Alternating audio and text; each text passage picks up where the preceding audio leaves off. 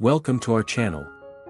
In this video, we will show you how to quickly delete all photos from iPhone. Whether you're freeing up space or starting fresh, follow these steps.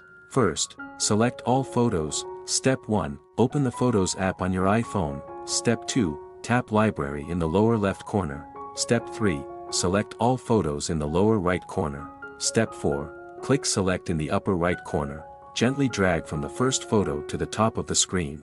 Step 5, click the trash icon in the lower right corner.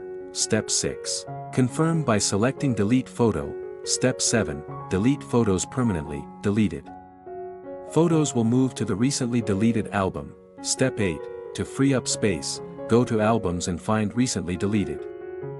Finally, tap Select, then select Delete All and confirm. Deleting all deleted images stored in the gallery will help your device be gentle and not get heated up by high temperatures because of too much junk in the device. Completely clean them up so you no longer see unnecessary images and data. Thanks for watching and see you in the next videos.